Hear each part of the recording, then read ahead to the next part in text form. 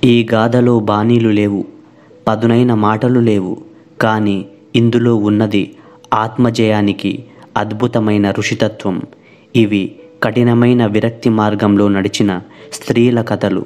వీరు తల్లులు కాదు, భార్యలు కాదు, కానీ మానవతా మాతృత్వానికి జీవరూపాలు. ఈ రోజుల్లో మనం పుట్టినప్పటి నుంచి ప్రతి వస్తువుకు, ప్రతి మనిషికి, ప్రతి వ్యసనానికి బానిసలమైపోతున్నాం.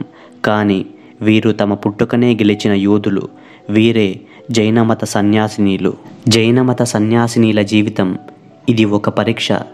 వారు వాహనాల్లో ప్రయాణించరు. ఎక్కడికి వెళ్ళాలన్నా నడవటమే వీరి జీవన మార్గం. వారు ఏ ఇంట్లోనూ స్థిరపడరు.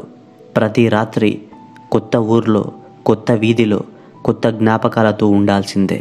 ఒక ప్రాంతానికి కానీ, ఒక గ్రామానికి కానీ, ఒక మనిషికి కానీ, ఒక వస్తువుకి కానీ ఎక్కువ రోజులు అలవాటు పడితే ఆ ప్రాంతం మీద కానీ, ఆ వస్తువు మీద కానీ, ఆ మనిషి మీద కానీ మనకు మక్కువ పెరిగిపోతుంది. కాబట్టి వీరు ఒక చోట ఉండరు.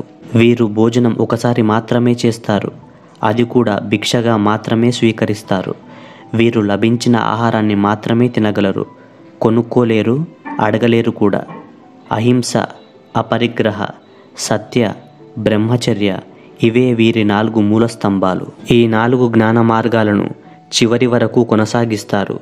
జీవితాన్ని విడిచే సమయానికి వీరికున్నది సులేఖన మార్గం.